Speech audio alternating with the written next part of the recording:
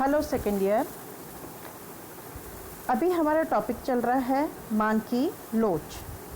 पिछली कक्षाओं में, पिछले लेक्चर में मांग की लोच की क्या परिभाषा होती है, मांग की लोच कैसे मापी जाती है, मांग की लोच के प्रकार कितने होते हैं, रेखा चित्रों सहित, उदाहरण सहित हमने पढ़ा था और उसको समझा था। इस लेक्चर में हम ये बताएंगे कि मांग की लोच एक मांग वक्र के विभिन्न बिंदुओं पे अलग अलग होती है। यानी अगर एक मांग रेखा पर 5 बिंदु हों तो 5 बिंदुओं पर मांग की लोच अलग अलग होगी, जैसा कि इस डायग्राम में बताया गया है।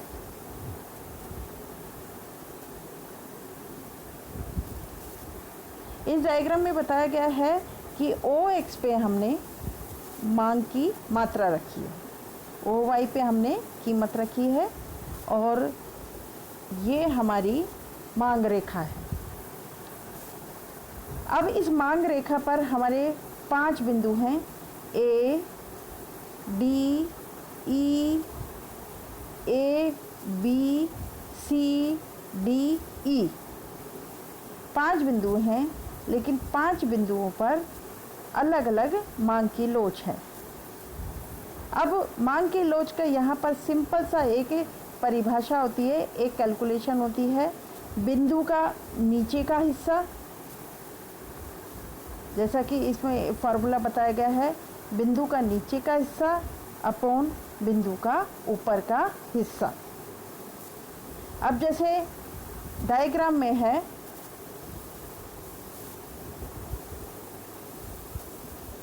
अब आप देखेंगे डायग्राम में ए बिंदु पर नीचे का हिस्सा क्या है, AE, और ऊपर का हिस्सा 0। तो ऐसी स्थिति में ए बिंदु पर ऊपर का हिस्सा क्या है, ऊपर का नीचे का हिस्सा है AC और ऊपर का हिस्सा है 0, तो यानी AC/0। तो यहाँ पर ए बिंदु पर मांग की लोच क्या होगी, अनंत होगी। इसी प्रकार डी बिंदु पर बात करें तो डी बिंदु पर निचला हिस्सा क्या है, DC, और ऊपर हिस्सा है, ऊपर वाला हिस्सा है AD। तो इसका मतलब है DC/AD। सामने दिख रहा है कि DC वाला भाग ज़्यादा है, E और D वाला भाग कम है, तो यहाँ पर मांग की लोच <1 होगी। अब बी बिंदु की बात करें, जो ये बी बिंदु है, वहाँ पर मांग की लोच कैसे होगी, BC/AB। दोनों देखिए भाग बराबर हैं, इसलिए मांग की लोच यहाँ पर 1 के बराबर होगी। इसी प्रकार ई बिंदु पर मांग की लोच क्या होगी, नीचे का हिस्सा क्या है, EC, ऊपर का हिस्सा क्या है, AE।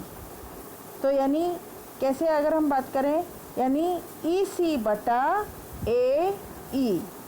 ये क्लियर दिख रहा है कि जो EC भाग है वो AE भाग से कम है, इसलिए यहाँ पर मांग की लोच 1 से कम होगी।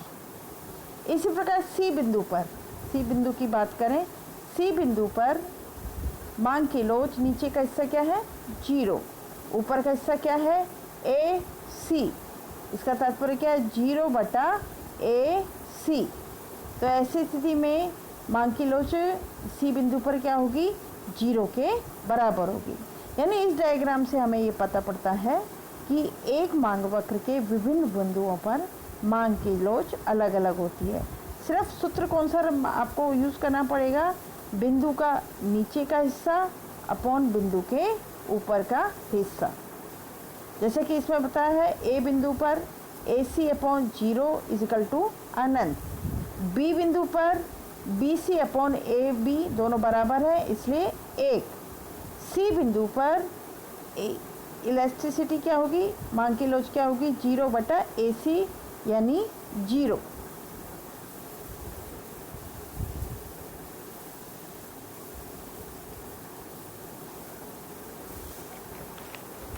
अब दो समांतर मांग रेखाओं पर एक ही कीमत पर मांग की लोच भी भिन्न भिन्न होती है।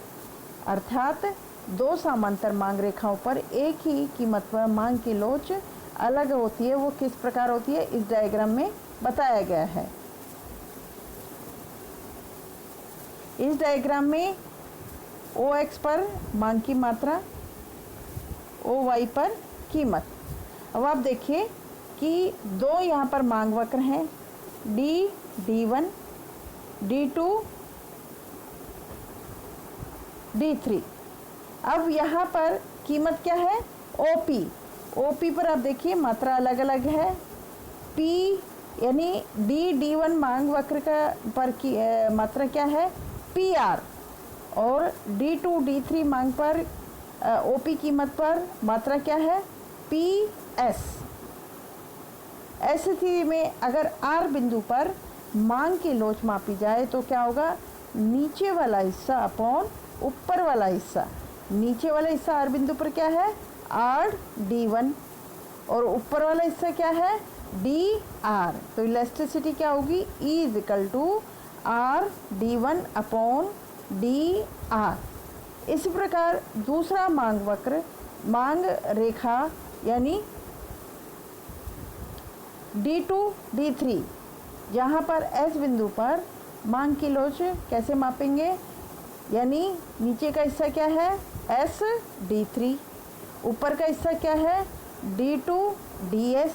तो यानी मांग की लोच क्या होगी, SD3 अपॉन D2S।